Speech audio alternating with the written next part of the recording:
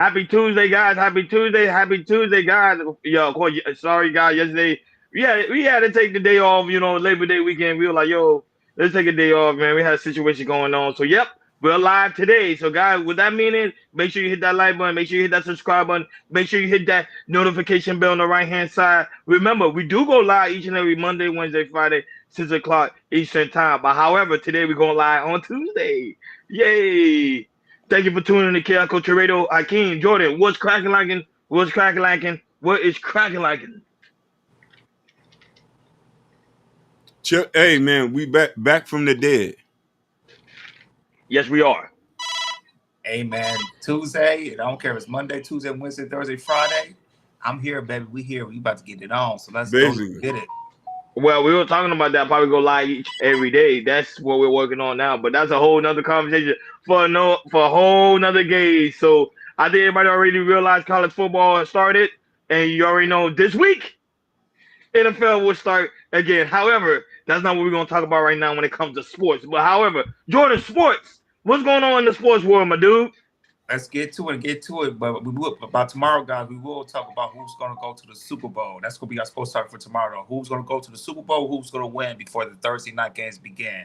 But other than that, shout out to Butterfly Jones who's in the chat. Butterfly Jones, what's good, baby? See you, baby. All right, man. Let's get to it. Let's get to the sports. Let's talk. On Friday we talked about Caitlin Clark, but this Tuesday we're gonna talk about Angel Reese. Now I don't. Did I freeze? Oh yeah, but also Angel Reese is breaking records as well. She broke 2 records as well. First of all, she broke the record for the most double doubles by a rookie in WNBA history, and also she has set another WNBA record for the most rebounds in the game as not just for a rookie, but as a player. She set the single season record for most rebounds any player in WNBA history. So, she's balling. She's setting the mark and everything. I remember, although I think it was a Saturday or Sunday where she wore her Detroit Pistons Dennis Rodman jersey on. Meaning, like she's saying, "Hey, I'm the female Dennis Rodman. When it comes to record rebounds, I'm gonna get it. But other than that, Hakeem played it clear. But other than that, shout out to Mimi. Hey, what's up, Mimi? Pretty brown. And shout out to Kick, man like Sash. And not only that, but also, Mimi, congratulations. We did create you emoji, so you have your own personal emoji. So when you're in the building, you can literally do your own personal emoji. So, guys, it's also very important to make sure you guys become members. The more membership we have, the more we can create emojis for everybody. Our whole idea is to make sure everybody have an emoji in the chat. So when you come here, you just drop your own emoji and have fun with it. So, but Mimi, congratulations. You got your own personal emoji in the chat, so you can do whatever you want with it. It's yours, so have fun with it. Thank you so much for always supporting the platform. We really do greatly appreciate it. Not only that, but shout out to those watching on Facebook, Instagram, Kick, and also Twitch. Guys, make sure you follow. But go ahead, Hakeem, play that clip.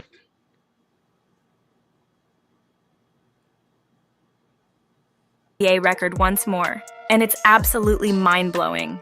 Chicago Sky forward Angel Reese set a new WNBA single-season rebounds record with 405 rebounds, surpassing Sylvia Fowles' 2018 mark.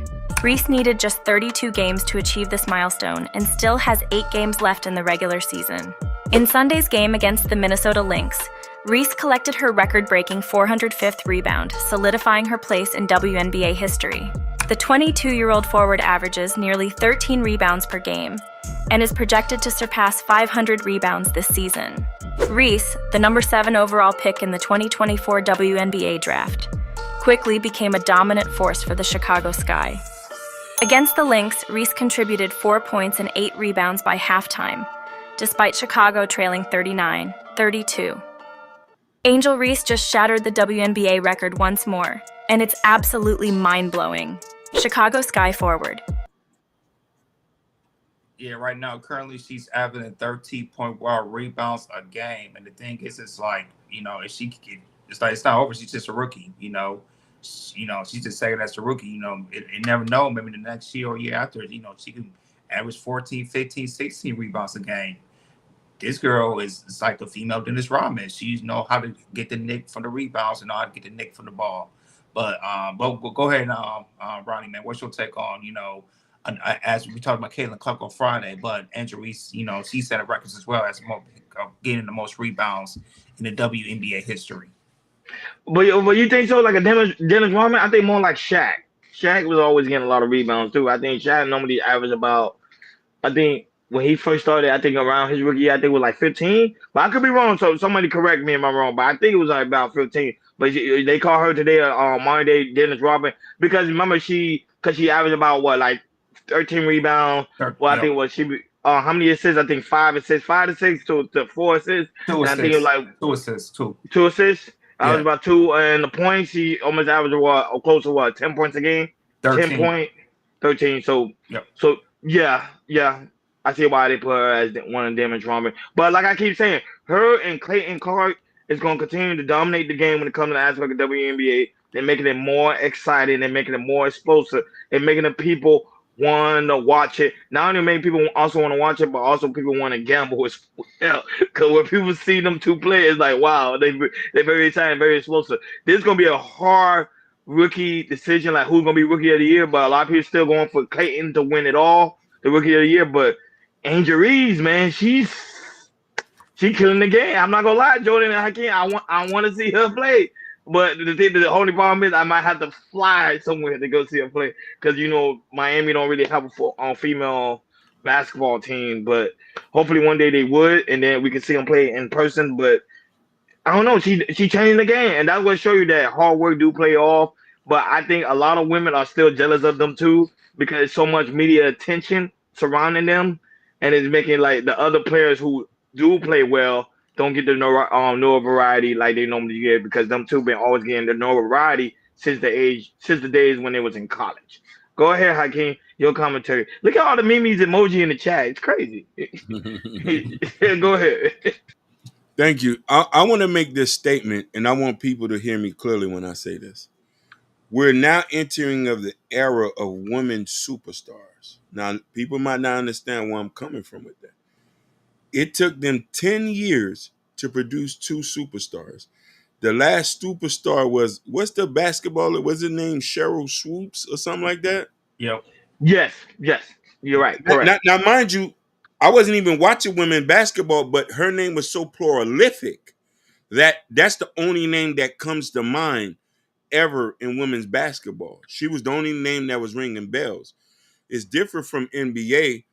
We always hearing superstars every day because every year a superstar is being born out of here. There's so many naturally talented guys. And I'm not saying that in women's basketball, but this is the year we're noticing that, okay, these are the 2 that really overshadowed everybody else.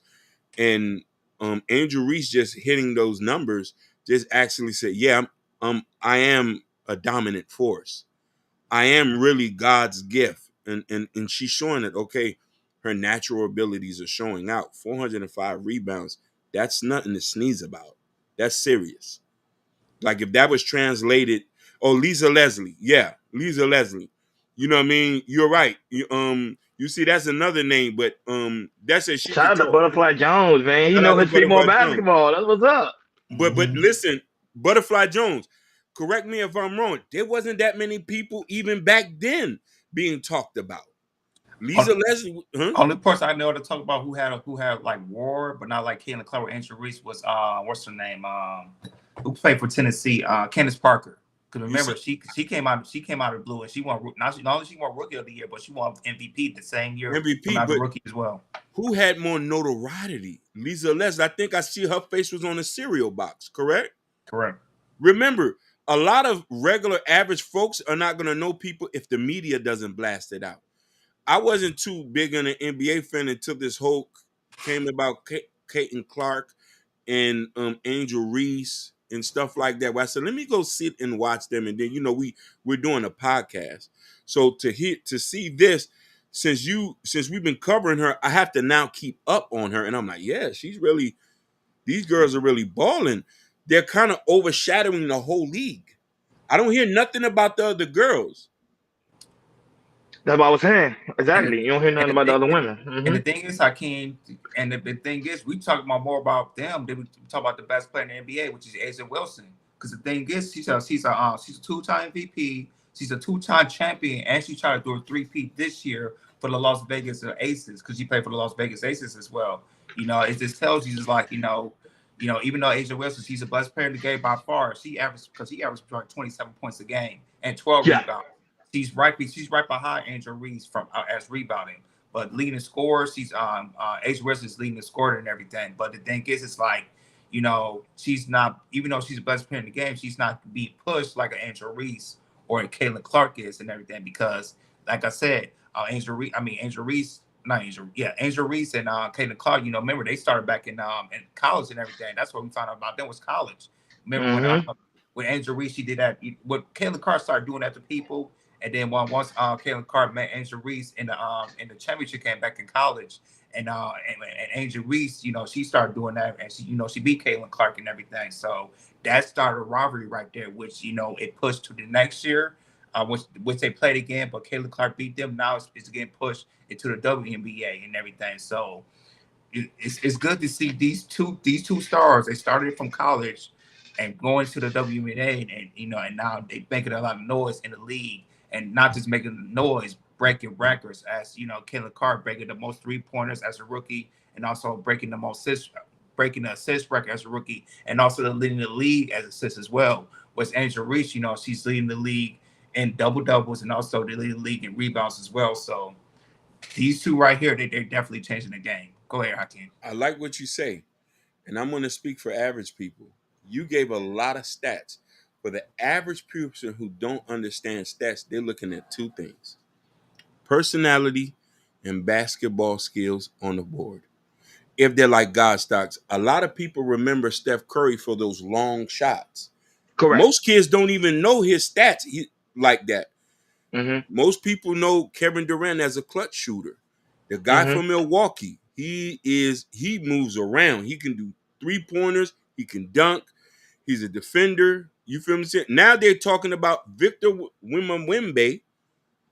If I'm saying his name right, from the Spurs. Yeah, they call him the Frenchman, the French Connection. They say he's a dominant player. So, Hakeem, he could be the first player to win because Ben Wallace has the most defensive players of the year, him and somebody else. But I believe if he can play well, he can win. He can break the record as winning the most defensive players of the years, as in 5, because how tall he is, how he can really defend the floor and everything. If he keeps working on it and everything, he can really break the record. And like I said, he can win the defensive player of the year. He can win the defensive player of the year in his second year. So with that being said, now you got Caitlin Clark, who's a fanatic shooter, and then you got Angel Reese, who is a monster at rebounding, and she can also shoot. I could see her play, and I could see I see why everybody likes her. That other girl you talking about, who's an MVP player, I need to see her play. Maybe she might be, the way she dribble might be boring. The average viewer is looking at these things. You know what I mean? Hey, can she shoot that shit from all the way from the back? Or stuff like that. Now, if let's say Caitlin Clark and Caitlin Clark, I think she got the 7th seed, and also Angel Reese, she has an 8th seed. If Angel Reese, it looks like it might be Chicago Skies against the Las Vegas Aces. So if that's the case, Hakeem, you can see that Angel Reese versus A'ja Wilson, and you can definitely, when they play in the playoffs, and you can see how dominant A'ja Wilson is, because she dominates from both of the floor, and she can shoot from anywhere, from the 3, from the inside, outside. She can shoot from anywhere. She can shoot from anywhere, but like when it comes to entertainment, it's exciting to see. She could be a great player, but she probably not that exciting to see. I hope people don't get too much excited about her, even though she may be dominating the game.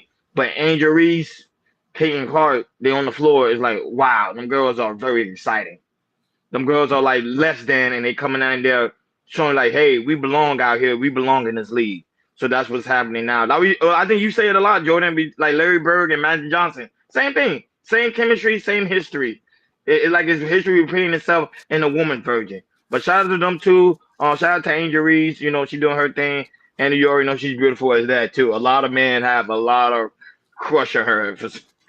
Yeah, a lot of men have a lot of crush on her because she's beautiful as that. But, guys, that being said, Jordan, what's going on with the money, man? The money. We missed money on Monday, but today's Tuesday. We can still make this money. What's going on with the money?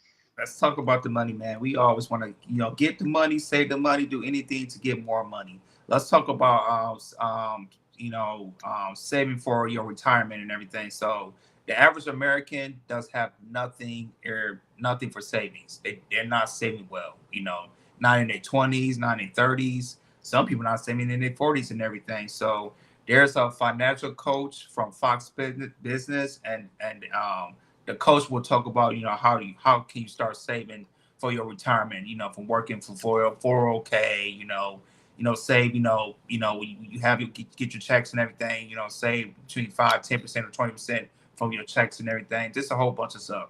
But other than that, Hakeem, play the clip, and after that, we'll chop it up.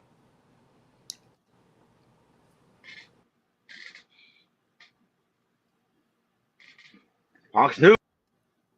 The American dream drifting further and further away as a new Bankrate poll finds 77% of Americans have financial regrets. One of those, not saving early enough for retirement and not saving enough for emergencies. Emergencies like the housing crisis we're currently facing, as a Wall Street Journal poll finds only 10% of people polled say homeownership is easy to achieve. Financial coach and co-host of The Ramsey Show, Jade Warshaw, joins us now. Jade, good to see you.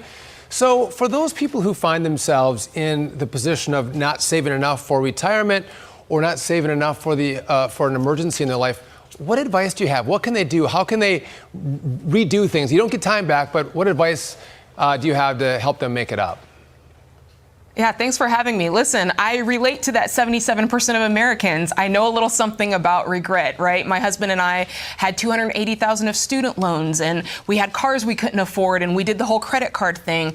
And we had to spend 7.5 years getting that mess cleaned up, paying off the debt, and then another set of years saving up to finally buy a house. And so I totally understand it. The thing here is we can't let a long timeline keep us from moving forward. We've got to embrace that. It's not a microwave. Commit to the journey. My mom always told me to live small, and she meant that in a very big way and in a much more granular way. But it was to just live in a way that you could afford and manage yourself. And Jade, I want to ask you about this. One thing, if people want to buy a house, they really have to think about getting up and moving somewhere to the Midwest. I just bought a house in Ohio. It's one of the only places in America where homes are really reasonably priced. My colleague, Dr. John Deloney, would say we've got to choose reality. And the reality is, you're exactly right, Dagan. For some of us, it may be moving to an area where things are less expensive. For a lot of Americans, it's simply getting their financial house in order. And for a lot of us, we've got to change our habits. We've got to stop borrowing money, because for a lot of us, our debt is what's eating up so much of our cash. It's not allowing us to afford the house payment that maybe we would like. And so there's a part of this where we've got to change our behavior. Like I said before, we've got to embrace that longer timeline. It took my husband and I a decade before we stopped renting and were able to purchase a home. And so Americans, we have to realize this is taking longer. Yes, I know it's not fun, but it's still achievable. It may take you changing your habits. It may take you accepting a different type of position in a place where it's less expensive. I love that. Live in reality. See what houses cost more. Interest rates are higher. You have to save longer, but do it to get the house and live the dream. All right. While old Joe enjoys his days off at the beach, the luxury of retirement seems to be a thing of the past for most Americans. But it's Gen Z who needs the sympathy, according to one Washington Post columnist, who, by the way, was an intern just until this summer. He says, quote, as older workers stay in their jobs longer, younger people start off in comparatively lower paying positions and move up more slowly. They often have to wait decades for promotions. And so, again, we have older people, 70s and 80s, still working, maybe taking jobs away from younger people. But isn't that a symptom of the problem, that they don't have enough money for retirement? They have to keep working. Yeah, listen, retirement is a relatively new concept. I mean, it used to be you kind of just work until you die, right? Yeah. And with positions now, it's more comfortable to work longer. And part of it is, yes, we don't have enough money to retire. And part of it is it's just this healthy component of wanting to stay active, wanting to stay productive in society. And so we do understand that. But I think we, younger generations have to treat it just like anything else. When you do your job research, you need to find out, okay, how likely is it for me to be able to move up, in my career? How long might that take? And factor that in when you're making these decisions about education and what your career path is going to be. And at the very least, the way the world is today, there are so many options. If you want to create your own path and become an entrepreneur, now's the time to do it. Right. It sounded a little whiny. I thought it's like all these older people need to get out of my way so I can move ahead in life. I don't think it's the older people's problem. Jay, great to see you. Yeah. Yeah, I mean, personally for me, I don't see a lot of I don't see a lot of older people working. Usually, like here in California, they do retire in their mid-60s, because they like they 401k, they definitely save and everything. But it comes to people that's in our 30s and 20s, they find it hard to save for some reason. But go ahead, Hakeem, man, what's your take on it? I love that you say that. I want to say this real quick. Time is changing. Things are getting expensive. We need new ways and new methods. Butterfly Jones just said something correctly. He said, I'm in Akron, Ohio. Houses are cheap. Where you want to stay at, you can't stay there no more. You got to think differently and might have to move out your state if you want to get at a piece of the American pie. If you're working at Burger King here in Seattle, you might need to move somewhere where you could probably own a house working at Burger King, if that's all you're going to do. And I'm just speaking very candidly. There's some people who live in a deep South, Mississippi, Alabama, who owns houses, own land, and they're not doing glamorous jobs. Some people are farmers or catching alligators and lizards, and that's how they make their way. So you have to find creative ways. As far as the retirement thing, we have technology now. The only thing that's stopping you from finding a way to build a retirement is this, and opening up a book. I don't care about a 401k, to be honest with you. YouTube taught me that I don't need to sign up for a 401k plan. I could set one up myself. S&P 500. I've watched thousands of videos of finance, S&P 500, U.S. stocks, international stocks. It's a three-fund portfolio. Set it on auto and leave it alone. Buy you some land, buy you a house, own you some rental property. That's your retirement right there. Most people don't even do that. A lot of people do the traditional way. That doesn't work anymore. Work 30 years, own one house. You might have bought that house out of your means and you have a bunch of car payments. No, that's not the way. Work 30 years, retire, and you living off $1,000. That doesn't work. We're not our parents anymore. Technology has given us ways. Even if you make it some money, you could probably still hop in the car and go do Uber if you're retired to make a little extra money a couple weeks. Some of us might have to do that. You got old ladies out there pushing and do Uber. It gives them something to do, but an extra $200-300 doesn't hurt. You don't need that much to retire. You get free health care after a certain age. All you need is a comfortable place to live, some money to spend on your grandkids, and you to be okay. Not only that, but one thing about Jay Wilshire that I love what she said. She said her and her husband. She didn't do it by herself. That's the thing when it comes to trying to achieve home ownership. Home ownership, you should not try to thrive it by yourself.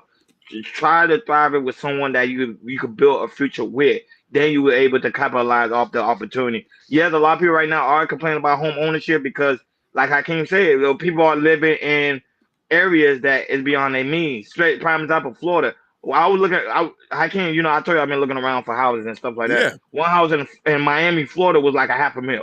Literally $500,000. That's just for a couple of bedrooms in Florida, Jordan. It's not even that lavish.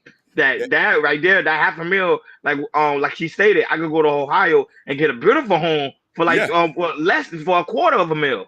So it's just the way that whatever you want to live in that type of location. You want to live in a city life, it's gonna cost city money. And majority of people don't even have that type of money. Now when it comes to the aspect of retirement, I always tell people when you're on YouTube, at least take 5 minutes out of your day, watch something like financial literacy. Learn about financial literacy to build your mind. And don't always watching gossip and garbage content. Watch some good content that's gonna be able to elevate your mind to the next level. Now, when it comes to 401k, like Hakeem stated, which is also a fact, you can create your own 401k. You don't need your job to help you create your own 401k. You get money out of your check. I think Dave Ramsey came up with the method.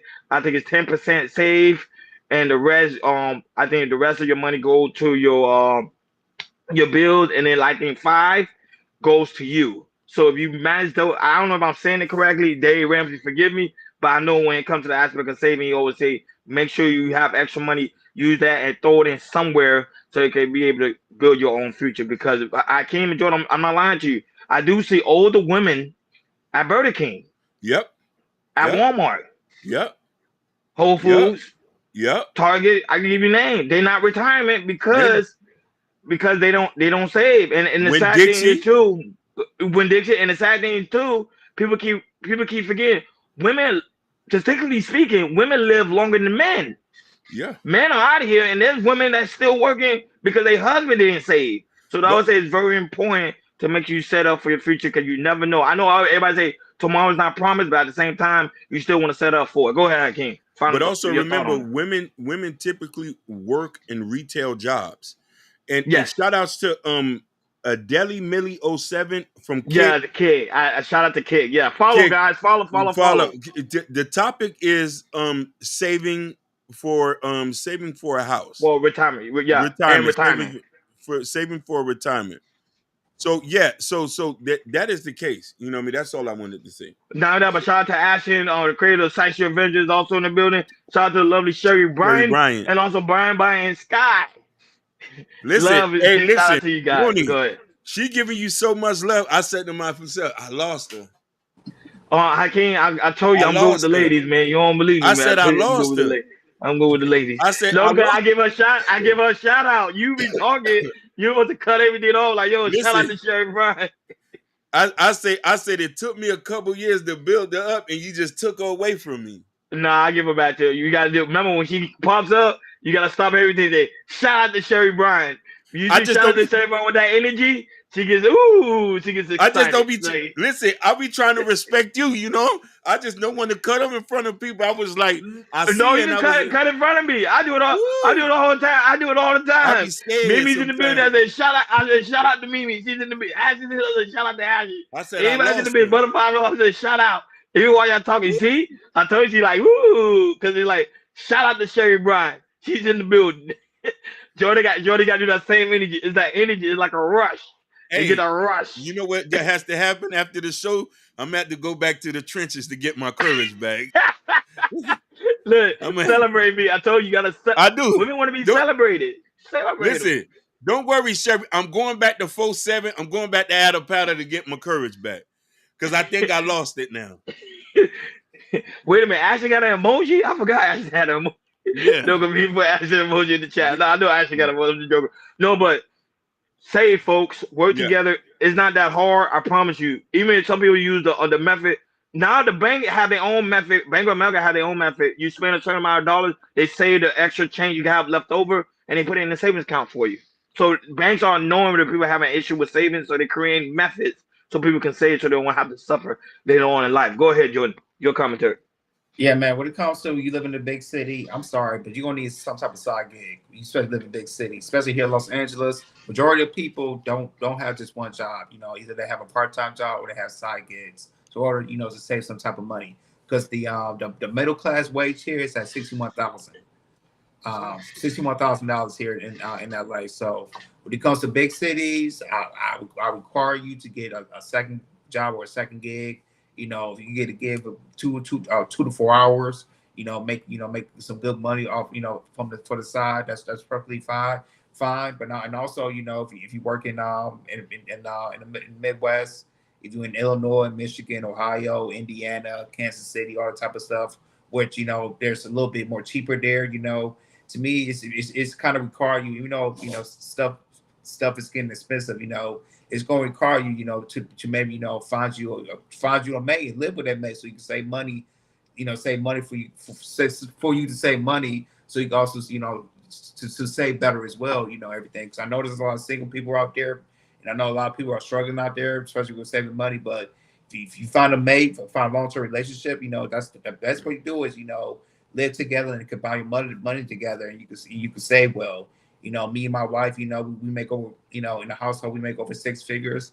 Especially with our daughter and everything, and also we have like 4 streams of income come into an apartment, and then next year we're trying to get a bigger place for our daughter, and then the next 3 to 5 years we could find a house kind of out on the outskirts of Los Angeles and everything. So we do have the plan of how to save our money, especially with our daughter and everything, and also having 4 streams of income coming to households. It's in order that just make more money from our main jobs, and also make more money for me, it's for the podcast, and also for her, it's for a dog boarding business and everything. So, like I said, people be smart with your money.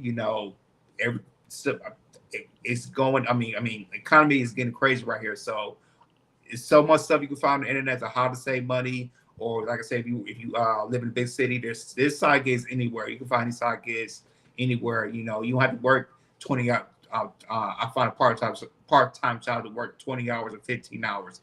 That's a lot of stuff you can do. You can make good money. You can work somewhere for like one day for like 8 hours, and that's it. You can make good money at that. So people just be wise and save your money wisely, because if you don't, you're gonna be homeless. You're gonna be poor. But shout out to IB Wody that's also in the building. Shout out to Gore. Shout out to Gore for being in the building. Shout out to Daryl Long as well for being in the building. But Gore, great to see you, my brother. I know you're working hard. I know you are. And shout out to the lovely Bobby Bryan that's also in the building. Bobby Bryan, sweetheart. No, but yeah, Gore is in the building. I ain't see Gore in a minute. It's been a minute. Hey, we catching these niggas on Tuesday. Tuesday, we might have to reevaluate Monday. He might start going live on Tuesday. No, I'm just joking. We never gonna get rid of Monday, but might just swing in Tuesday in between. I think Ashton said it too. He said, "Yo, why don't go live every day?" Ashton, we really thinking about that. We really thinking about that hard. We working on that. Yeah, we really thinking about that hard. Even if it was like an hour, just go there and just squeeze. Shout outs to Daryl Long. Hey, listen, he's back putting in that work. I see him back putting in the work with that Shure mic. It's a $500 mic. He's back at it. But the work don't stop. If you're a hardworking man, the work don't stop. Hip hop. Jordan, what's happening in the hip hop world? I know there's a lot of messiness going on over the weekend. What's happening in the hip hop world? Yeah, it's been a lot of mess, but we're gonna let's talk about 50 Cent. So he was on Gilly and Wallow's podcast, chopping it up with them, and he kind of went viral, and talked about Dame Dash, how talk about he's going broke and he has no money, and also call out Dame Dash out for telling him that the $1 million he received from signing with Eminem Shady Records was no money whatsoever back then. This was back 2002? Yeah, 2002.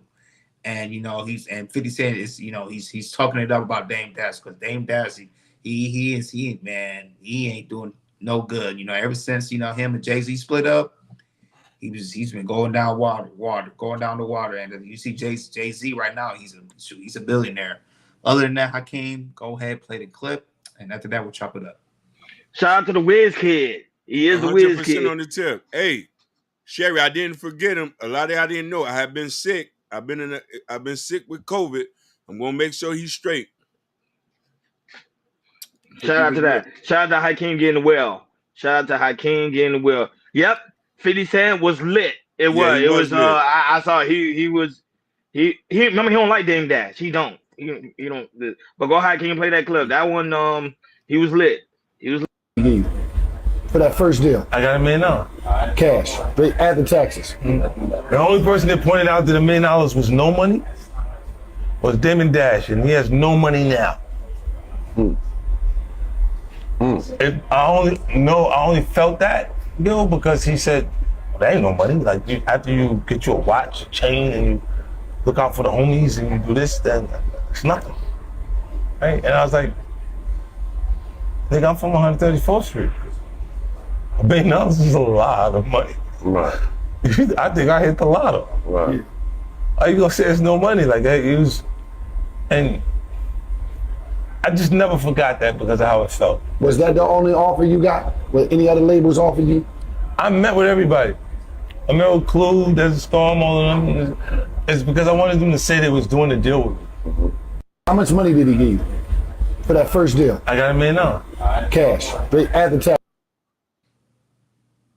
Yeah, and this was this is when before 50 Cent. This is before 50 Cent started with Interscope Record with Dr. Dre and everything. Remember, he was freelance. He was doing his own thing, and I remember he tried to. He went to Bad Boys. Trying to sign for Diddy, but that didn't work out. But in the long run, 50 got what he did back in 2002, and came out with that hot record. With Wangster with an 8 Mile soundtrack. And look at him now, man. He's shining. And Dame Dash, he ain't looking too good as well. But go ahead, Ronnie, man. What's your take with what 50 was saying? Now that Bashad the Night is also in the building. Hardest working man on YouTube, bro. He did. He go live morning, afternoon, evening, and midnight. Night is you scare me. I watch it. He scares me. Him, Daryl Long, them niggas is workhorses. Nobody on YouTube can't say nothing about them niggas when it comes to that work. I'm not dissing nobody. I ain't sending shots. I'm just saying them niggas put in work. I said, we trying to get there. We just got too much obligations. Nigga. When I see, listen, I'm subscribed to them. Bing, bing, bing. I say, damn, Nighters is on. Yeah, Nighters, the minimum he'll do is 4, and then the max he'll do 11 to 12. Woo. But they send a cash out to him, he'll come back again for an hour or so. Yeah, work hard. I'll tell you, you gotta work hard to play hard. But when it comes to the aspect of Dame Dash not working too hard enough.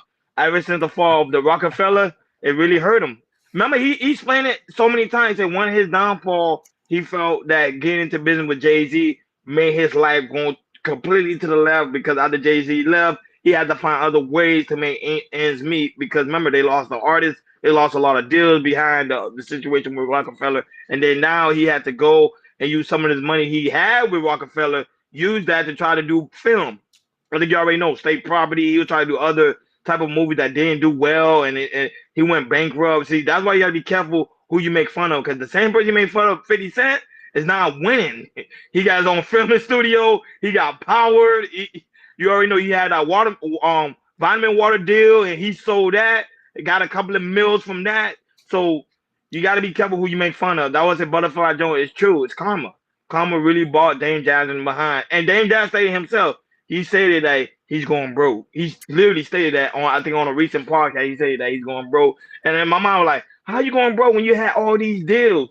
It's just some of the deals didn't fall through, or he owed a lot of investors a lot of money. He has to pay them back. Go ahead, Akeem, on that. So I'm gonna tell you that $10 million he owes is for child support. Let's just get that straight. Oh, really? It's for child support. From that his baby mama who is on Beyonce songs, Becky with the good hair. We should all know who's that. That's Dame Dash baby mama. I didn't know that. Yeah, that's Dame Dash baby mama. If I might be, but. I'm going to give it a little perspective. Y'all might be shocked about it. I didn't see nothing wrong with what Dame's told him. What, to 50? To 50. I didn't see nothing wrong. I'm going to give you a perspective. A lot of y'all here are from the streets or been adjusted to the streets. There's different type of street guys.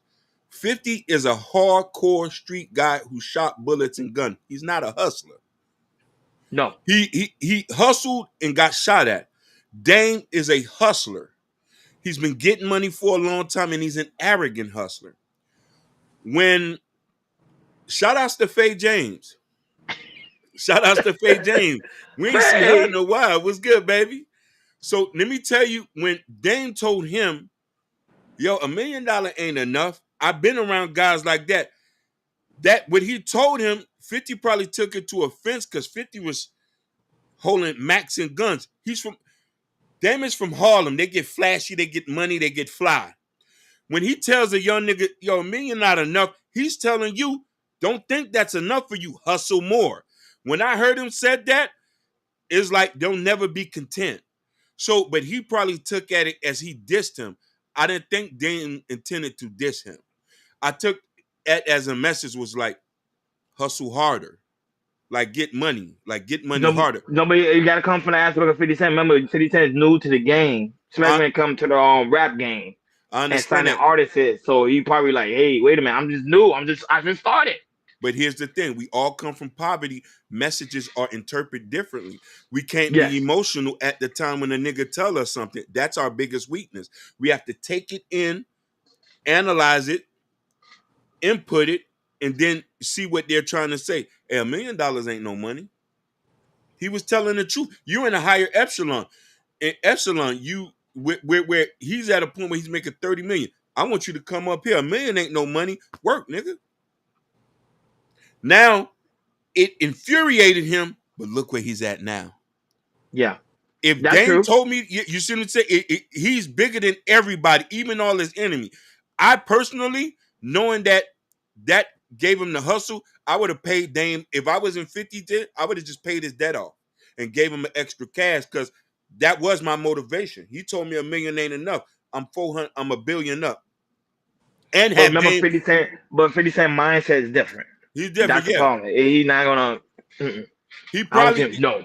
You know what I mean? Like, I'm a little bit different because I've been in the streets. I understand of working with your ops, working with niggas who don't like you, but also interpreting that when somebody tell you something, it doesn't mean they don't like you. They're giving you constructive criticism. Street guys can't take constructive criticism. No. Anything you tell 50 can go left.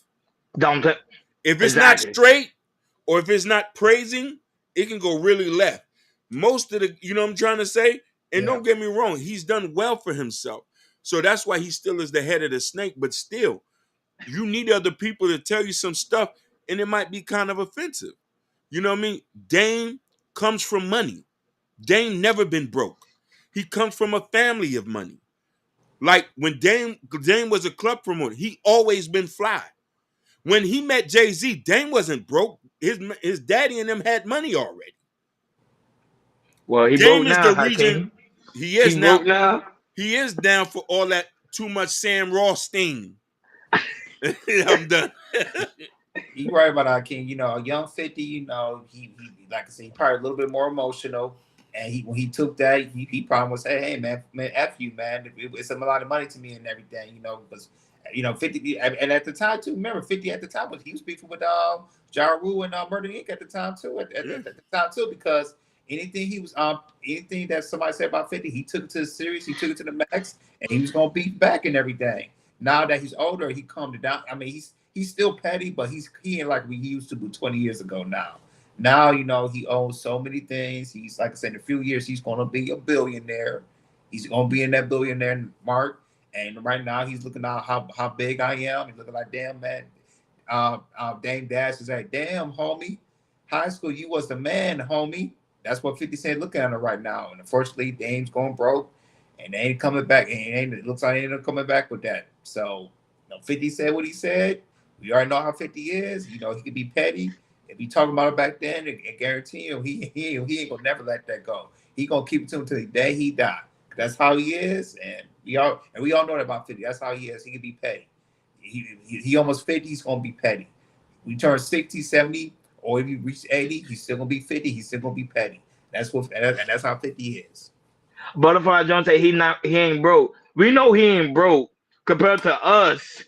Us. He got money.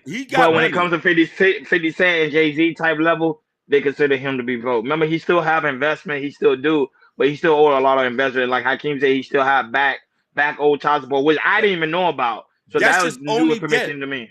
That $10 million is from, I forgot his baby's mama name. She's been having beef with him. I'm not going to say nothing because I want us to get into no problem.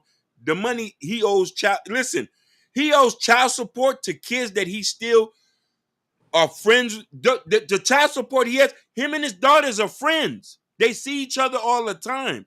He has Still a gotta pay it. wonderful relationship with them. This Especially is if the it's in weird New thing York. about it. Huh? And especially if, New York, if he did that in New York, you got to pay it. Yeah, New York don't play with that. Dame is not broke. Dame is just, listen, I would love to work with him on a record label, on a business. For God's sake, this is the guy responsible for Jay-Z, Kanye, and all these other people. But what about Beanie Siegel? I heard Beanie Siegel now doing a food truck. Beanie Siegel going broke. Let me tell you what made him go broke. Doing that gangster shit. Getting shot and going to jail, trying to prove how gangster he is. That's why it's a difference between a gangster and a hustler. You ain't never seen Dame go to jail but for child support. He been hustling all this time, getting money. When you start pulling out that hammer, you need to go to jail. You talking about Beanie Siegel? You used to listen to Beanie Siegel. I love Beanie Siegel. The Reason, all those tracks. But no, bro, he was pulling out the hammer. He was into a lot. That's why Jay-Z, listen, you know who went to all the court proceedings for Beanie Siegel? Dang. I knew not it. Jay-Z. Dang. I knew it. I Dame knew it. has been there. Listen, I knew it was Dame. They made movies together. State Property. Basically, he brought all of them. Dame has been there for all these guys, and they switched their back for them to go be with Jay-Z, and Jay-Z shitted on all of them. That's how goofy you niggas is. They switch out for money. Money don't mean nothing, bro. That's why I'ma always love Dame Dash. He's been always a real nigga. You just can't. He just a street nigga, a street hustler who is unapologetically himself. Some people, we need people like that for you to hustle more. If it wasn't for what he said on the Breakfast Club, Charlamagne and none of these guys wouldn't hustle hard like they do now.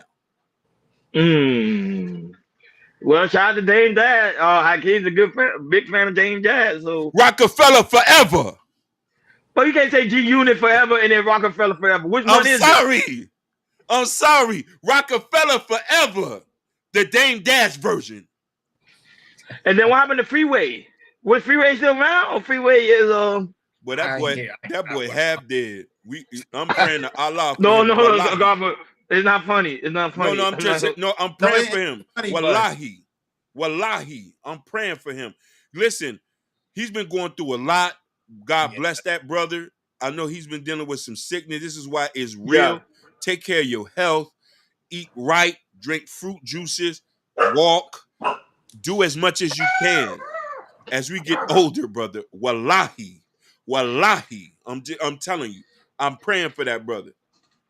Yeah, Dame. George say Dame walked so he could score the sky. Wow. Gordon know what I'm talking about. He's the reason everybody, even Cam, Jim Jones, none of these guys won't be here. He's the reason for all these guys, and none of these guys won't pull up 10 million. This is why I don't like street niggas half the time. Those are street niggas. They not hustlers. Listen, Jay-Z said, all my niggas are hustlers. We could be each other's crutches. None of you niggas follow that. That 10 million should have been paid by the end of the week. Goofies. As much money he made y'all niggas. He did. He made them a lot. He did. He made a lot of money. He made them a lot of money. That's backs on that niggas. Come on, man. I would have been paid Dame Tad if I had 10 million. I don't care if me and Dame was beefing for 20 years. Man, that nigga got me 100 million up. Nigga, Dame, take 50. Hey! Let's clear up what we got later. Meet me on the yacht. Yeah, but I thought, I always thought in the back of my mind, Jay-Z was going to help him clear out his situation. Jay-Z is an elitist. He's only going to take care of him, his family, and his homeboys. His homeboys ain't even rich. Tata and all them, they're not rich like him. I'm going to tell you something, Ron and Jordan. Mm-hmm. I get 40 million today. I'm splitting that with y'all, even if y'all didn't have nothing to do with it. That's how much gang I am. I don't give a fuck about money. Money don't mean nothing. I believe in loyalty. Yeah, me too. Loyalty over everything. Facts. I'm already claiming Pontiac. I ain't even from there. I'm telling niggas I'm banging Pontiac. Fuck Detroit. Niggas say you wild. I say, Daryl Watson is right. Huh? Daryl Long Watson is right. Yeah. Oh, my bad. Daryl Long. But I fuck with you too, Daryl. I'm just making a point. I'm not saying. Daryl, man. Daryl Long, you know what I'm saying. Yeah, no, but it's a point. It's a point you're trying to make. Yeah. Is the Okay, I point. get it. This nigga been on my team for so long. I'm Pontiac crazy. That's the point I'm talking about. You can't be with a nigga so long and then forget about him later. No, we don't do that, baby. Regardless, we're men. If we got a problem, money ain't supposed to change them. This is a tribe here, baby. Yeah, go. A lot of people did forget about Kanye was signed to Dame. He was. That too, yeah. Dame was a scouter. He's the one that was getting all the artists, not Jay. Jay was just the image because Jay all was these hot. guys is 100 million up. Nobody can come up with 10 million for the guy who made you 100 millionaires. All y'all are that much of a crab. But it's something behind the backstory. I don't care if they're not telling you everything, bro. I don't listen. Listen here. Dame didn't own none of these guys' masters. Jay-Z did. Jay-Z sold all of Kanye's masters to get his back. Dame ain't do that. Dame always did good, but he just talk a lot of shit, man. We need street niggas like that on the team. Down to Marco. Yeah, go ahead. Next year. No, you speaking facts, man. But that's why it's guys so very important to make sure you like, share, subscribe, and hit that notification bell on the right hand side as we get ready to dive I into wish I get rich tomorrow. I'll pay that nigga dead off. I believe you, Hakeem. The way you talking about Dame Dad, you changed my thought about Dame Dad. I ain't gonna even lie to you because I always see him as arrogant. And when I see 50 Cent going in at him, I don't feel bad. I'm like, that's good. Go at Dame because Dame, I heard talk a lot of crap about a lot of people, but for you to clarify a lot of things about Dame Dad, I need to do more research on Dame Dad. Shout out to is it Michael? Shout out to Michael Piera. Michael Piera. You know that person. Listen. Look what he called me. He called me my old street name. Bogata. This is somebody who knows me. That's what I used to call myself back in Boston. Bodega. Shout out to Michael Piera. This is my brother from another mother. Crime Bridge to the death of us. Washington Downs Projects. Let's get it. Now, but shout out to Stevie, who's also in the building. Shout out to you, sweetheart, for being here in the building. And shout out to E Black. Hey. Is also in the building. Fanny James said, I feel like 50 is too sensitive. We already knew that. Everybody already knew that about 50. Yeah. He's a bully. Bully. Listen. He said, Michael Piera said, you gave me my street name. All day, baby. All day. It's still La Familia to the death of us. I'll tell you that. Like, share, subscribe, and hit that notification bell as we get ready to deep dive into different variety of topics. So go ahead, Jordan. Do your thing, big dog. All right. Oh, well, let's start out with this one since we're kind of close to the R mark. Let's start out with this one. So there was a woman who went viral, and she talked about how she dressed less, that she gets approached from a lot of men, and not just from men. She also said she getting approached for a lot of women too. So she is so surprised how she got on booty shorts and everything, and she said like how a lot of men and women are flocking to her, how she get numbers and everything, and and the question is true or false? Do men approach women more when they dressed out a little bit? Well, other than that, Hakeem play the clip, and after that, we'll chop it up. If you're looking for a husband, boyfriend, anything, this is the outfit. Just go to the store, mind your fucking business in this outfit. It might have been the shorts, I don't know. No bra, look crazy. Bun, babe, I ain't never been asked, am I married so much in my fucking life? I swear to God, I don't know what it is. Might be that ass, might be this one ass nipple ring. I don't know. But if you want a man, this is how you get them. 4 motherfuckers asked me, was I married? And one of them asked me, did I have a boyfriend? You want to know why they asked me that? Because they had a coochie. It was a girl asking me, did I had a boyfriend? The girl pulled her car over. I'm walking to my big skirt. Back that bitch up. Hey, you got a man? I was like, hold on, ho. No, I don't got a man. I'm pulling bitches now? What? I just want to say this. Ladies, if you're looking for a husband, boyfriend, anything. Well, the thing is, it's like when men or women approach, they not just think about hooking, just about you got a boyfriend or girlfriend. They think about more than just that because of what you're wearing, because they like what they see. But go ahead, Hakeem, man. What's your take on this? I emphatically when I talk to somebody like that. First off, she looked like, let's be real about it. She looked like a hood girl out of the projects. Why would you come out in something you sleep in? That's not dressing down. That's you just came out your bed. Not only that, though, you got tattoos on your thighs and stuff like that. Let me find that out in a bedroom, not on the streets. When we talking about dressing down and we talking about not looking, we talking about sweatpants, sweatshirt with a ball cap. And she's walking around with a coffee cup. That's dressed down. Then I say, she has to be married or she has to be a college student. Listen now, you got me on that one. Listen, sundress down to your ankles, and all you can see is the flaps. And you wearing an undershirt, and you don't show no cleavage. You got to understand something. As we get older, men get modest, and a lot of us have religious beliefs. We don't want the whole world for men to admire something that we need to admire at the house. I wouldn't talk to a girl like that. That's not what I'm attracted to, honestly. I like girls who dress modest. I like girls who don't show themselves. But when you get home, you got to get naked. I ain't gonna lie, it's good eye candy to see, because I think everybody here shop at Walmart. And you know when you go to Walmart, you see the craziness of her. Some women walking there, they wearing exactly what she's wearing. So that was it. It's good eye candy. You know, if you single, most single guys, if they do see something like that, they already know their first mind is to smash. It's not to really build a family. So I think if you want guys that got money that just trying to sleep with you for a couple of bucks, yeah, they will approach something like that. Say, hey, I got a couple of dollars. Let's see what we do. Let's see if we get down on a stay down.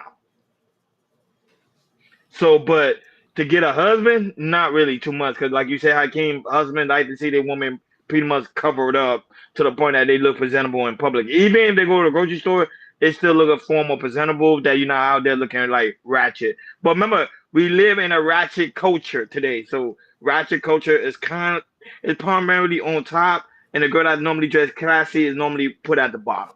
I'm just being honest.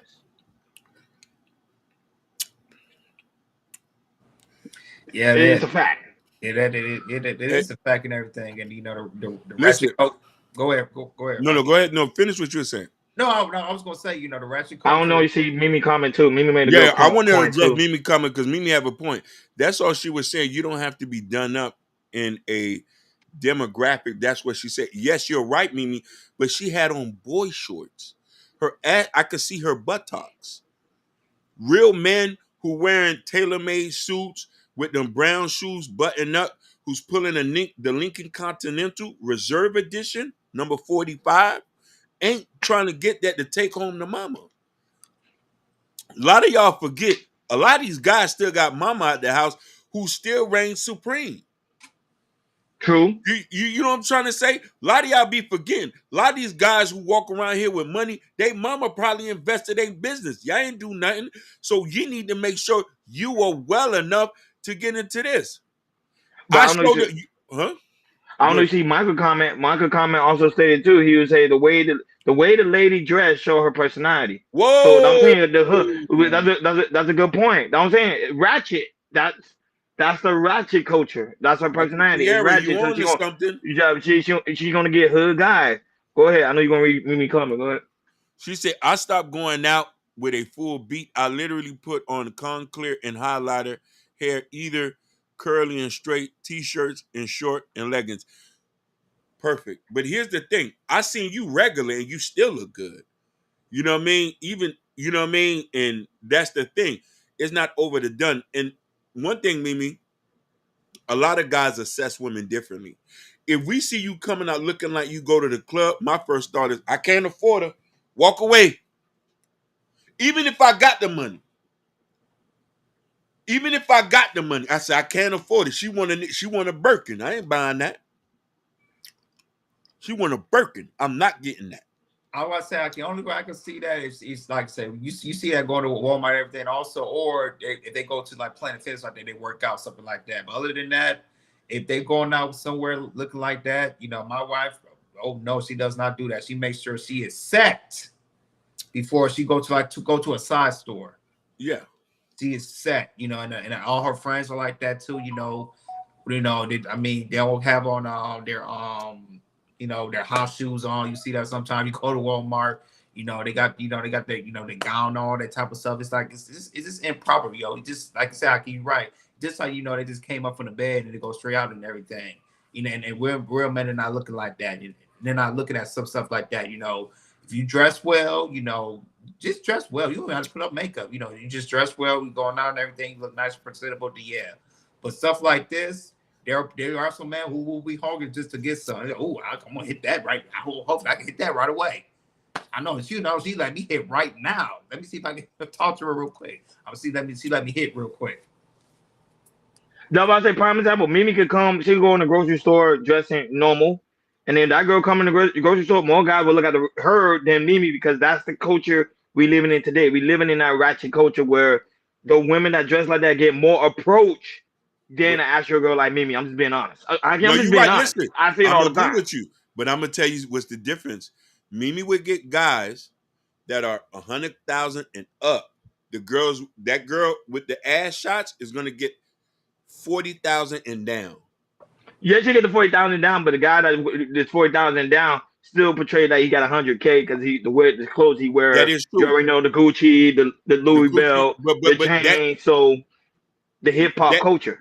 They'll figure that is. But Mimi look like the type of woman, she'll get a guy that makes money who's looking to be respected and probably tend to want to lead to marriage. There's a difference.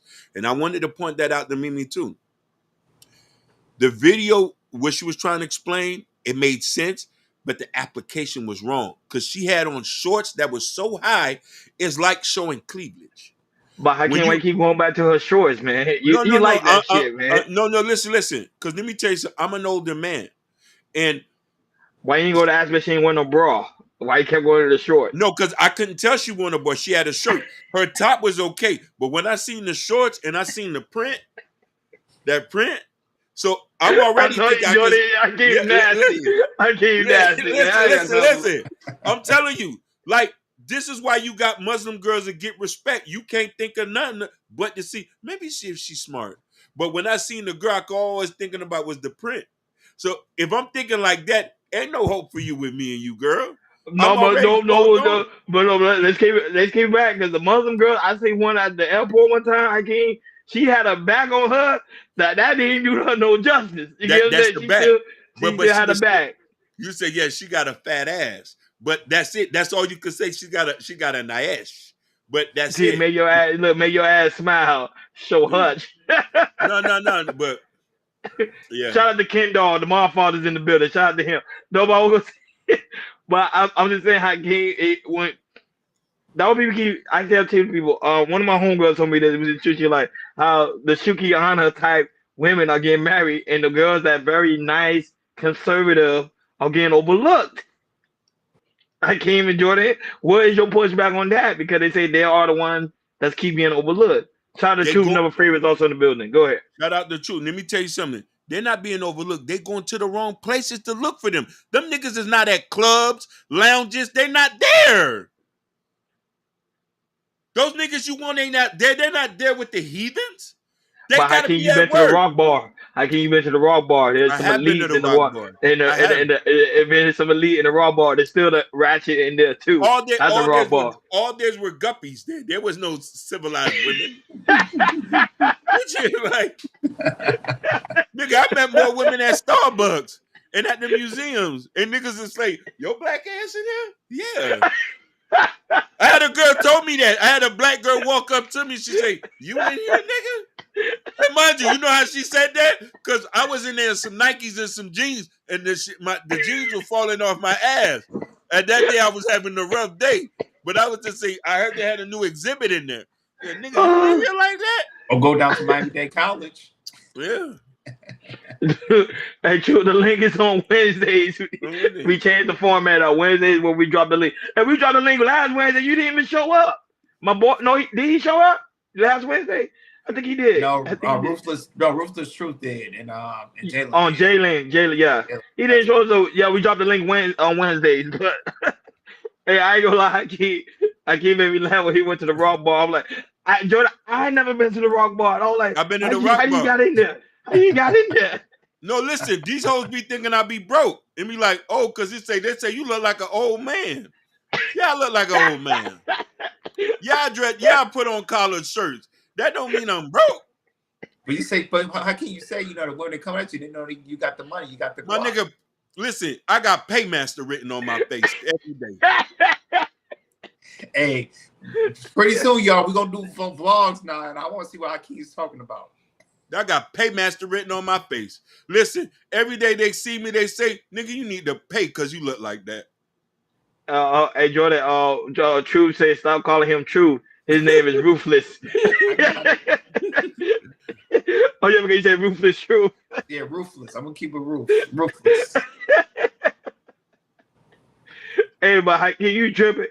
But Yeah. I do need to go to the Rock Bar. I need to have No, that. you got it. Listen, it was a wonderful experience, but I spent money for no reason.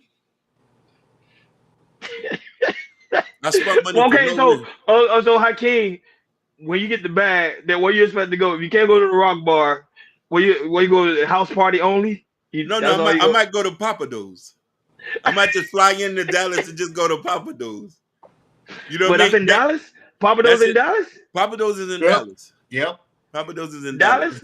I need to go there. In Phoenix? Yeah, I might just show off and just the little lady I'm talking to, I just say, hey, let's go to Papados. And when she said, it's in Dallas, let me change your life. Catch a flight, change the weather. Yeah, oh my.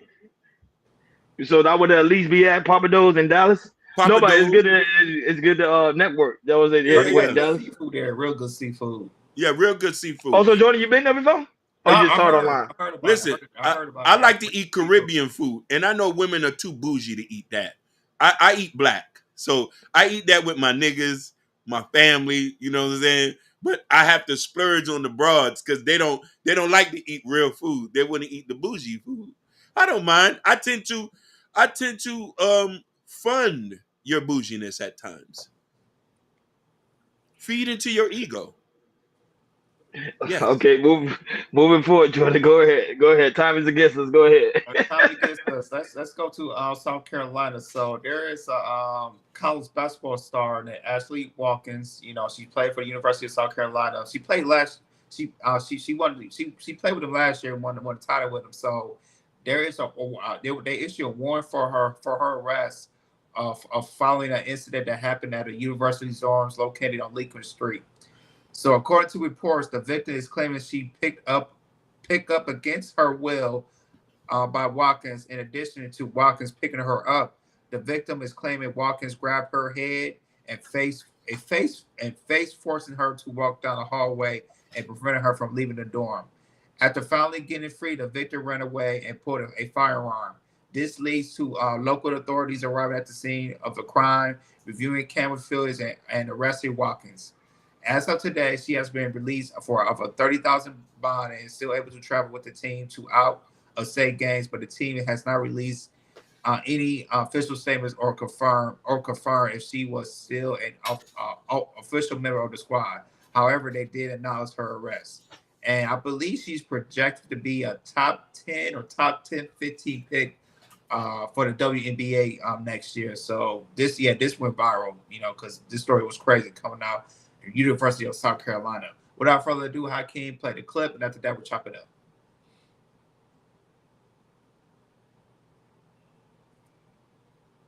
Morning. Gamecock women's basketball star Ashlyn Watkins was arrested yesterday morning in Columbia. USC police charged the national champion with assault and battery in the first degree, as well as kidnapping. The incident happened at the campus dorms on Lincoln Street. The warrants say Watkins, quote, forcibly grabbed the victim by her face, pulling her arms and pushing her. The warrants go on to accuse Watkins of controlling the victim's movements while preventing her from leaving. Officers say the victim eventually got away and pulled a fire alarm. Police say this was all caught on surveillance video. Watkins was granted a $30,000 bond with conditions. A USC spokesperson said, quote, we are aware of this situation and are continuing to gather more information. Stories this morning. Gamecock women's basketball star Ashlyn. Yeah, but like I said, authorities are still looking at it, looking at it, and it's, like I said, she has like, I mean, she has been charged, but haven't, she still had to go.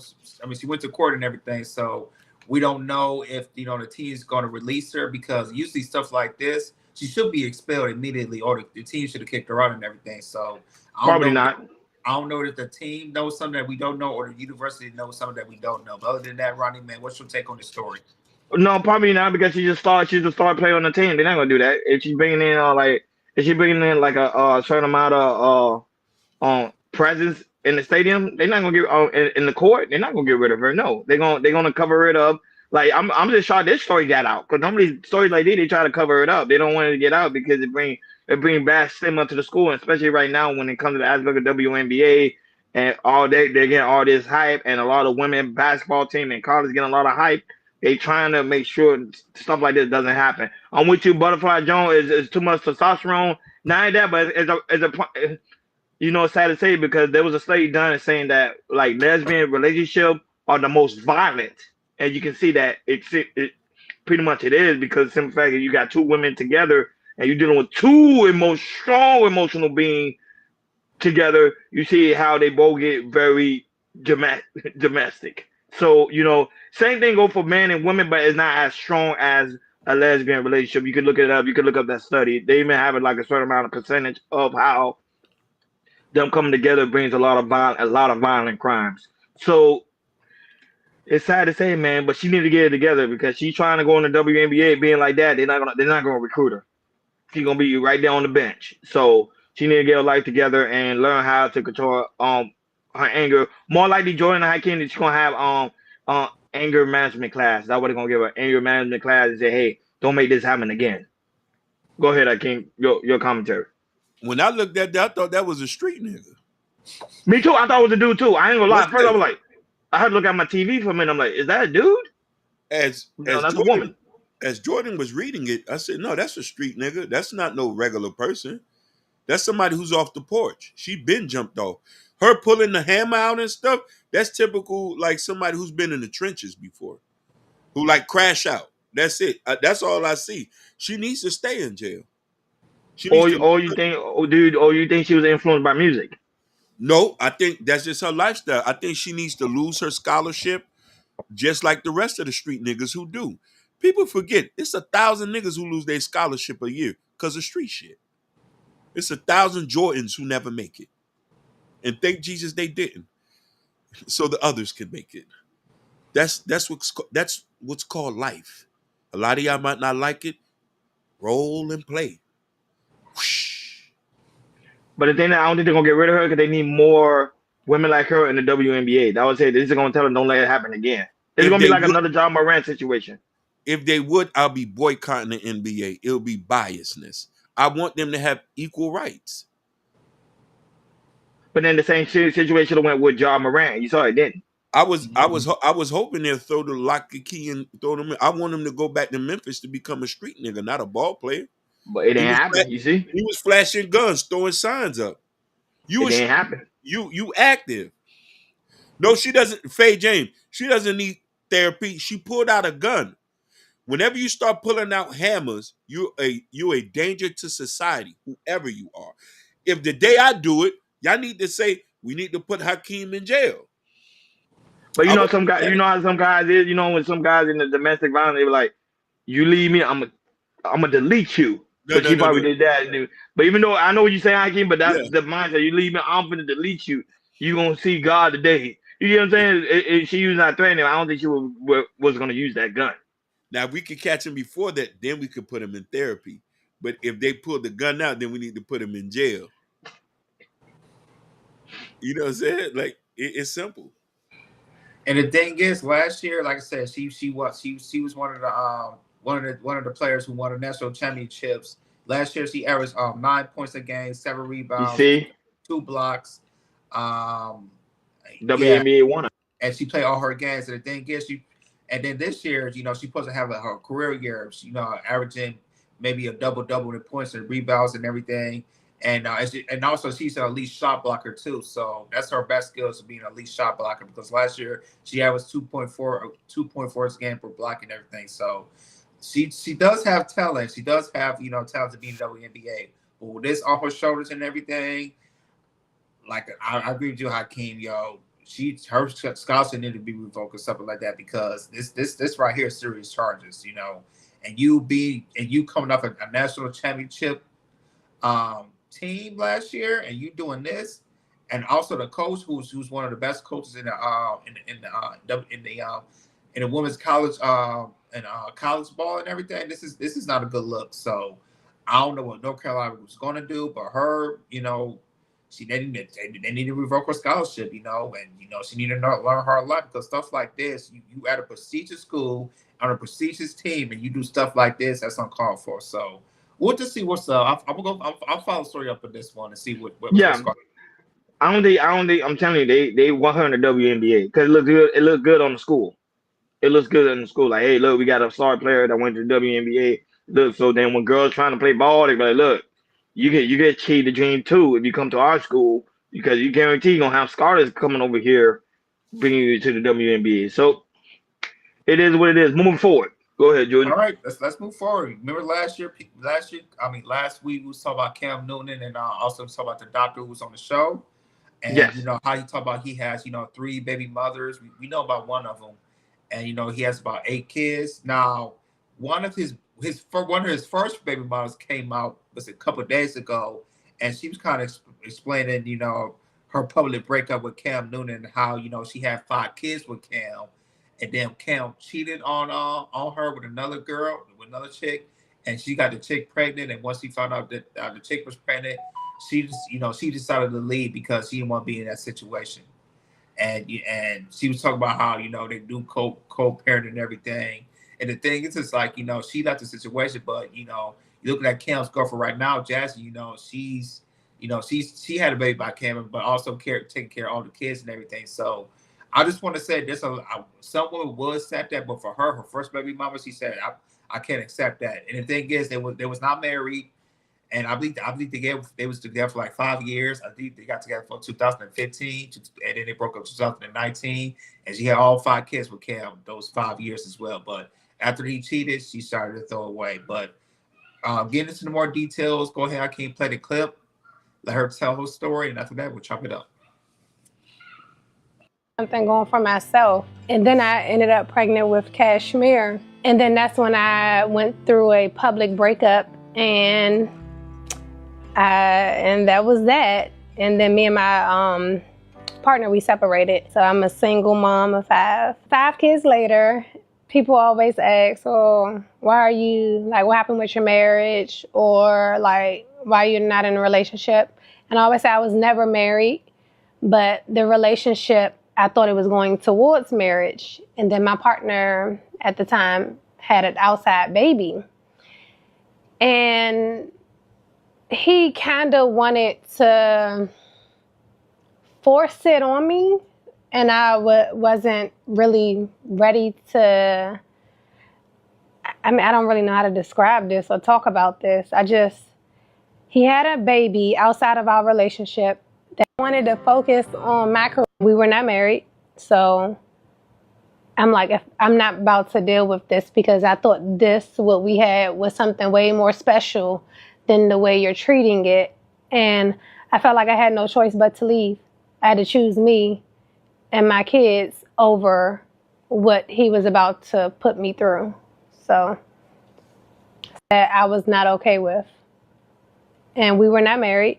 They're in a great space. I just try to make sure that they don't go without and that they're good mentally. And we have a great co-parenting schedule. We do good with co-parenting. I feel like we do the best we can, and we make it work. We make it work for the kids. It has definitely been a work in progress.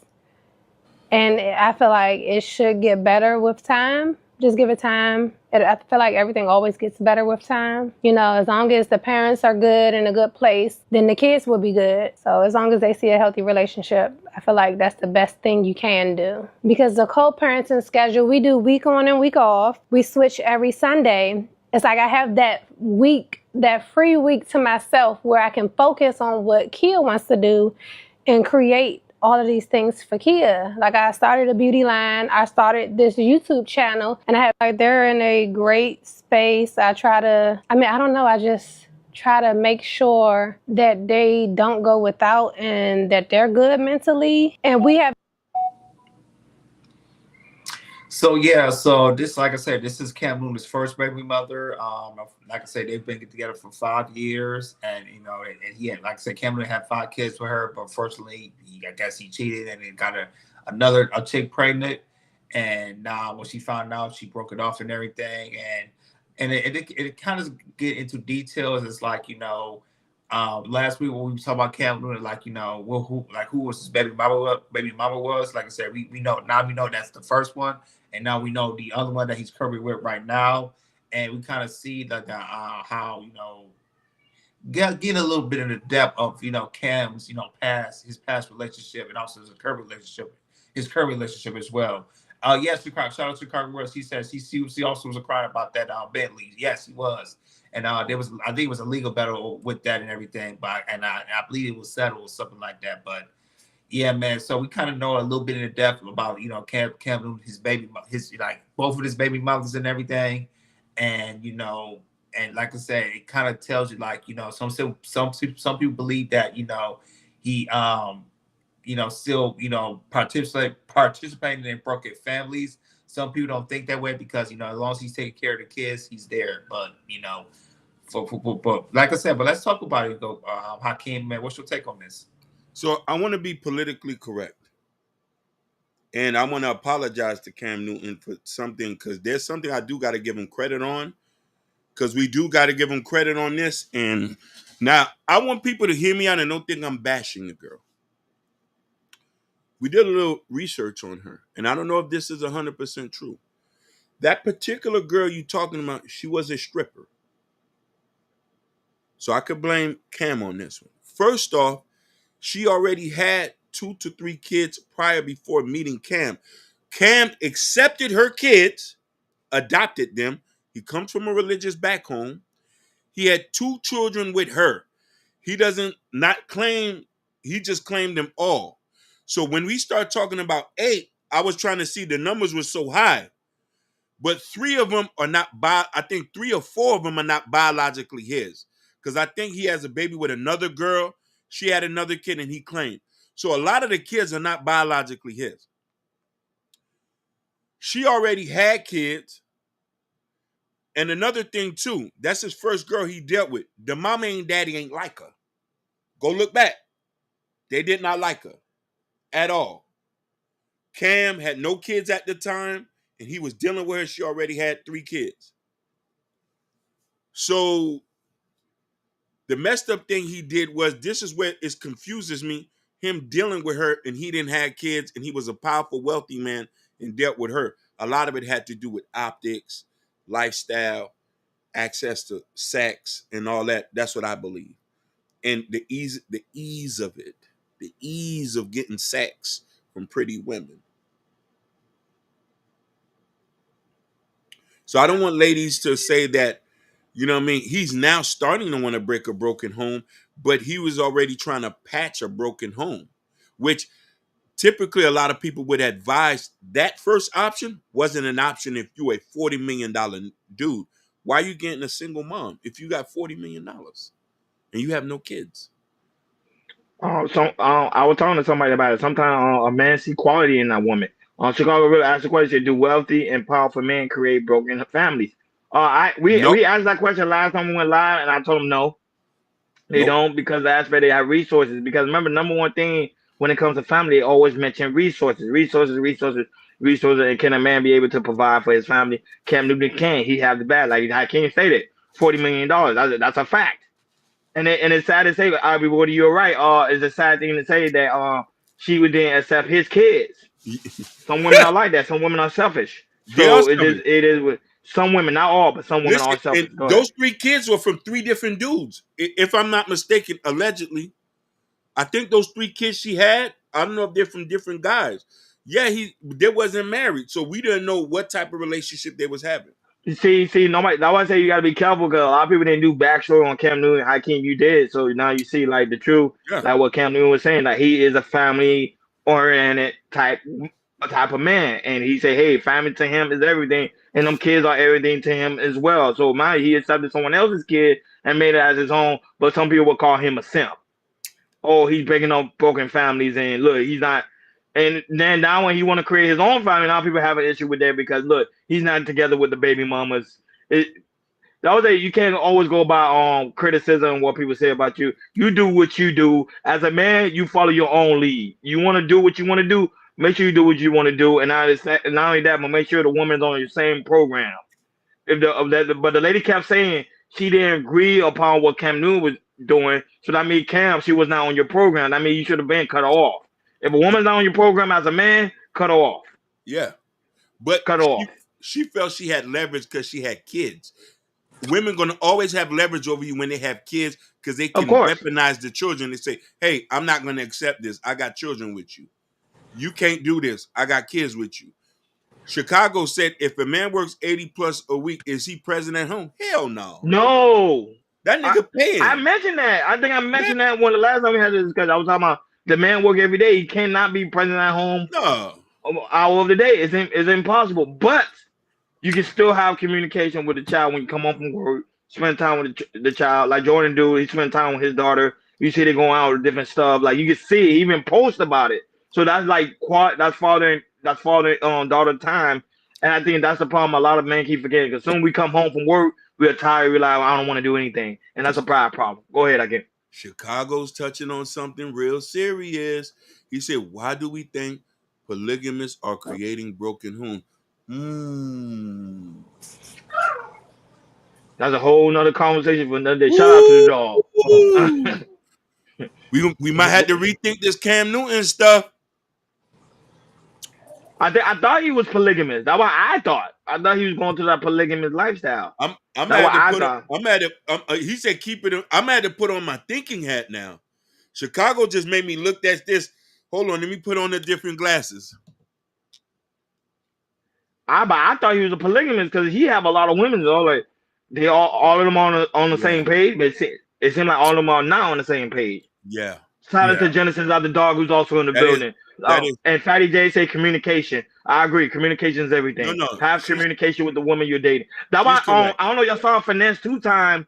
He's in 2 relationships with 2 women. I don't know. Y'all saw that. Of course, we're not going to discuss it, but he's in 2 relationships with 2 women, and you saw that. You saw how he was broken them 2 down. He was like, "Hey, this is what we're doing.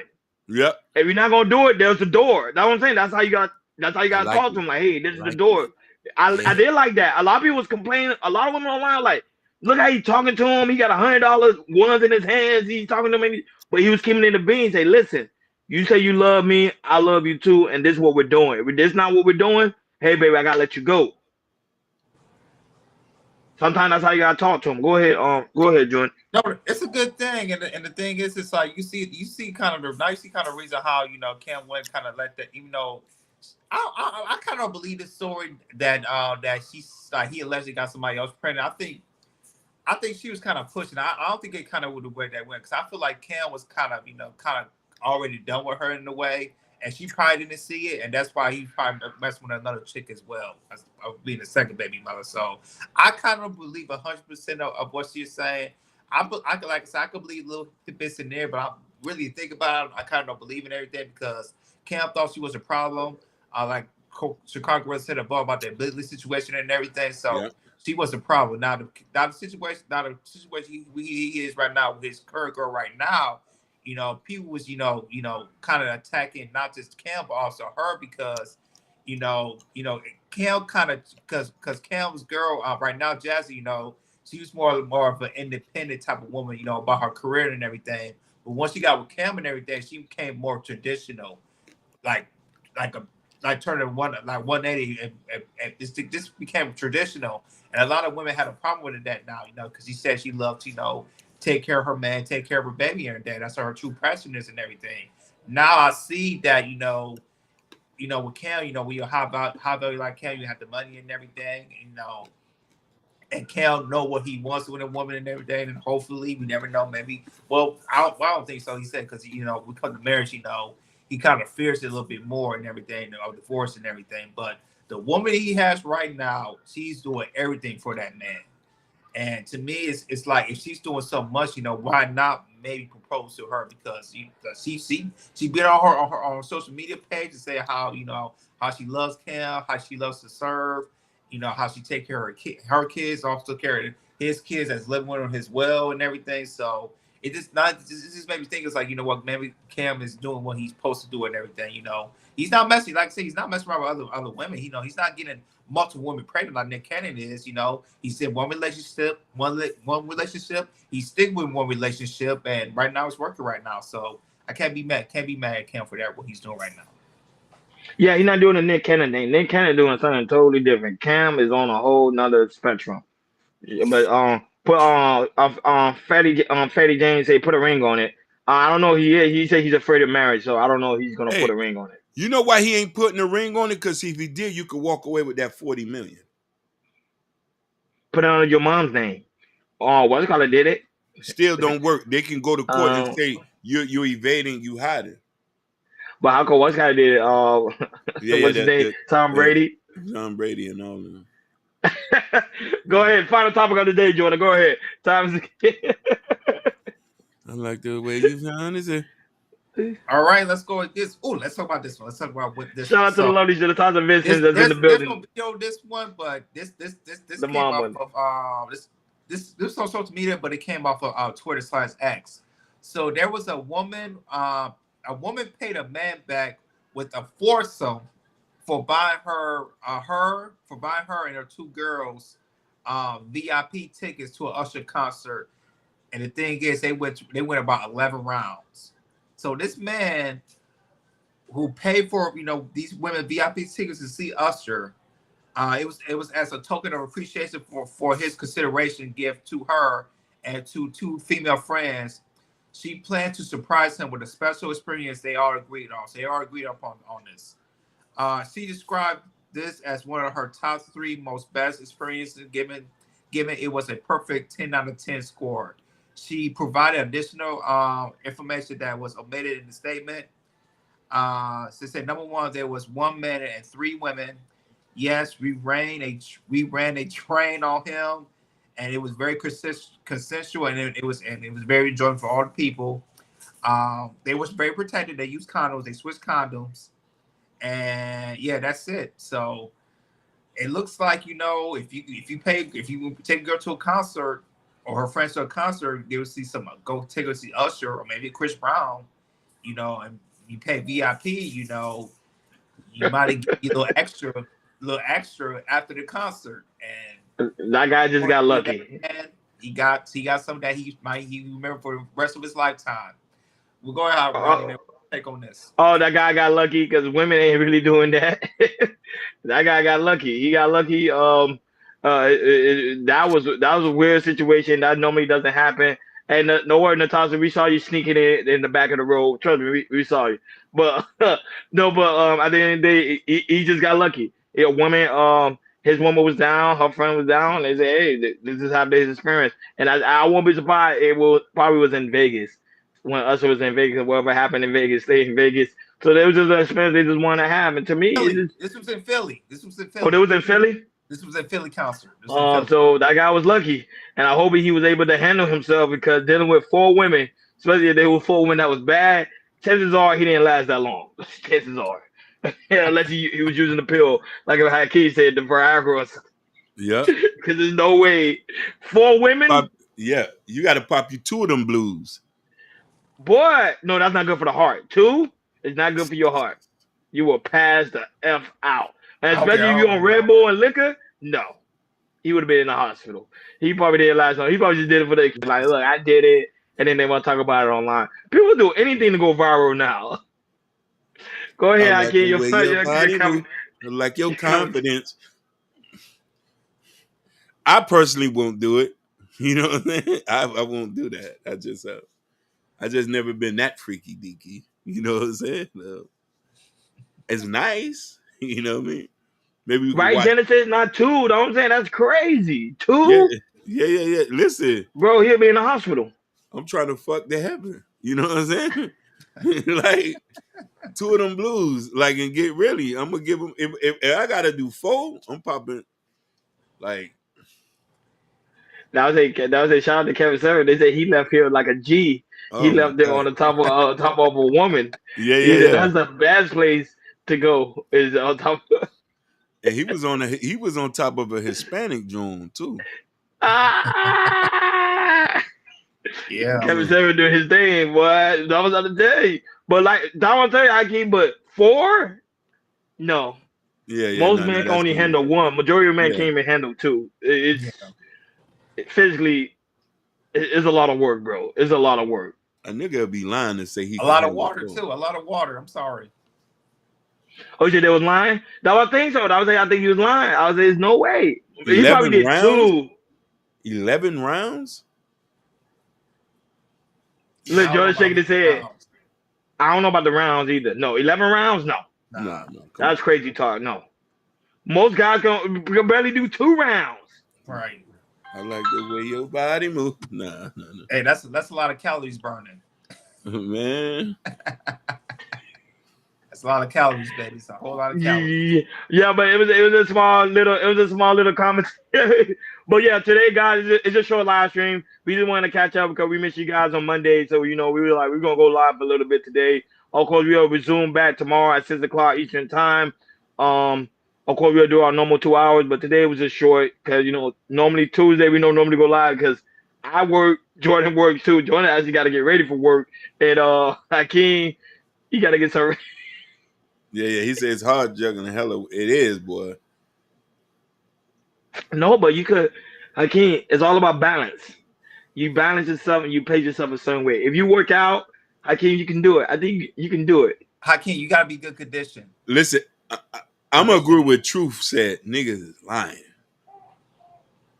You can't do that many women, bro. I ain't gonna lie. I think I can do it. I think I can do it. I think you gotta release the first one first, if you know what I mean, and then because normally the second one and the third one it takes a while. So if you release the first one first, then you'll be able to do it. You gotta release the first one first, and then probably when you do other things like a lot of foreplay, you can do it. I think you can do it.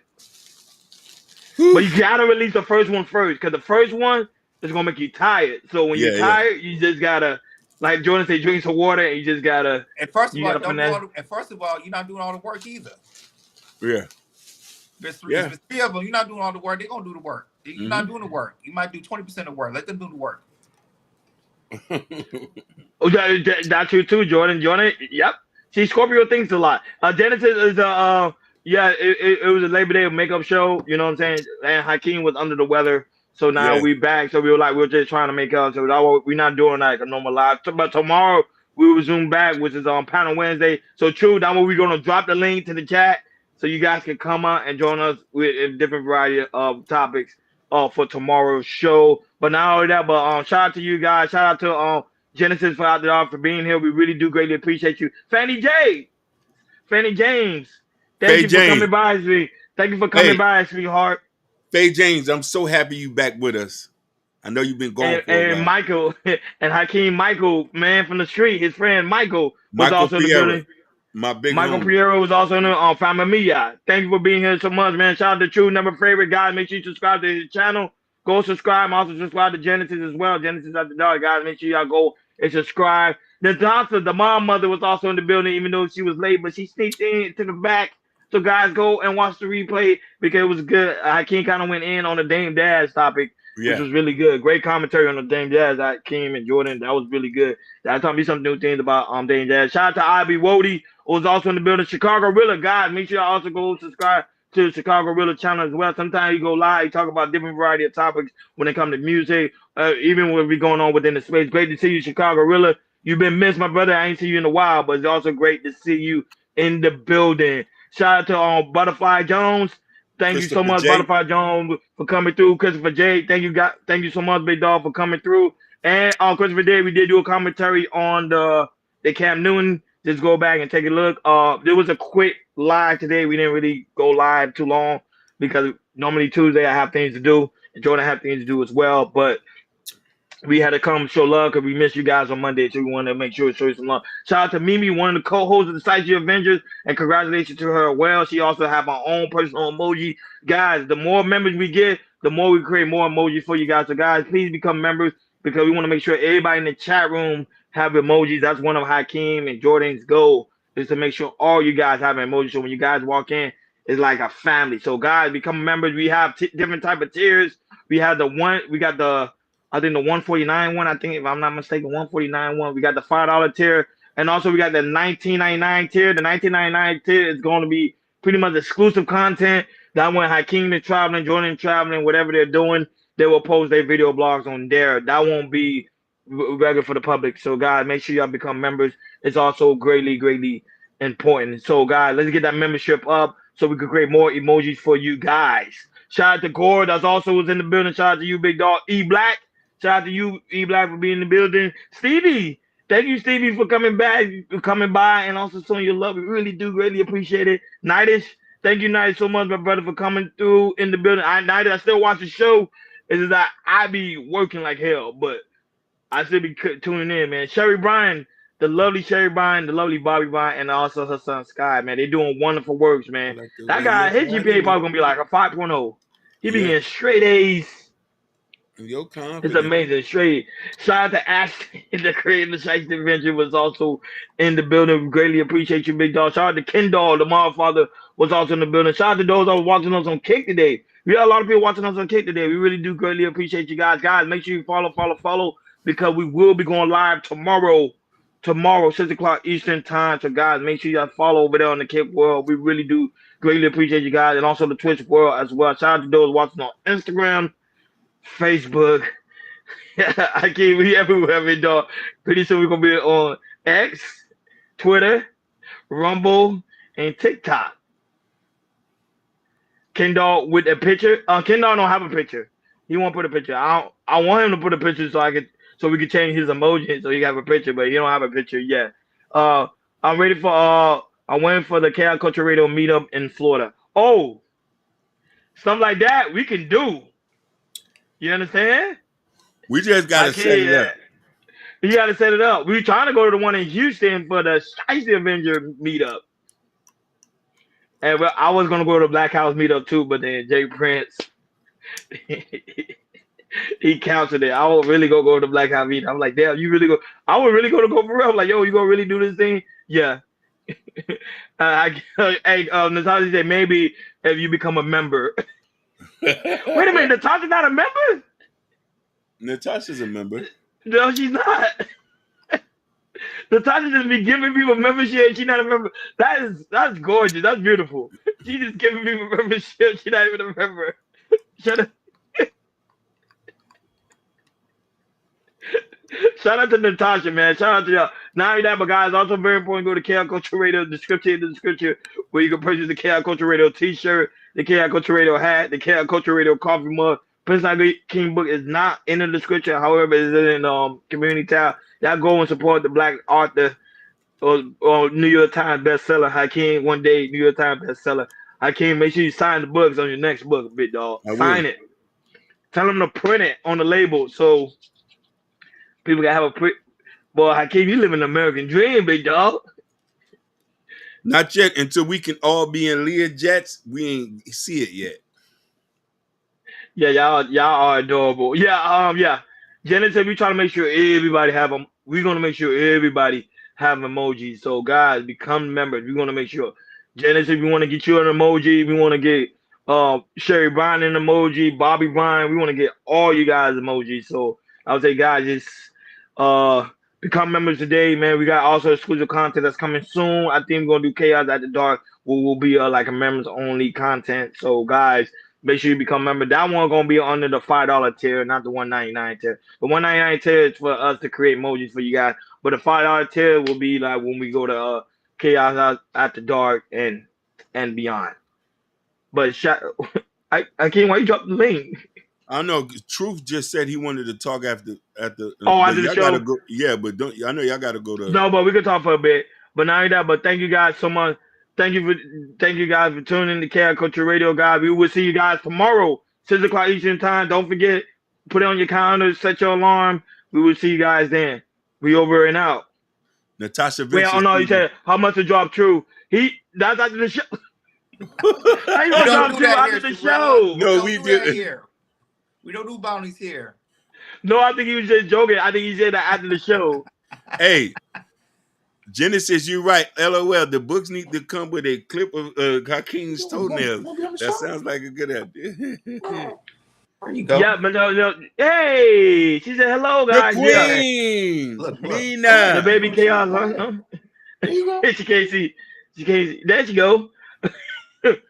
Oh look, we all look. She's smiling. She see Hakeem. Yeah, she. There you go. You want to be on the show, don't you? Yes, she do. Say hi. Say hi to everybody. Hey, mama. At the party. At the party at Aston Wings. At the party at Aston Wings. So guys, make sure to subscribe to Aston Wings channel. He said at the party over there. So guys, go right over there. Make your way right over. Baby, yeah, that's baby chaos. Yeah. Mm-hmm. And then when Hakeem have his baby, so guys, make sure to go to Aston Wings at the party. We will be over there soon, Ashton. Is True in the back, Hakeem? No, he ain't got back here yet.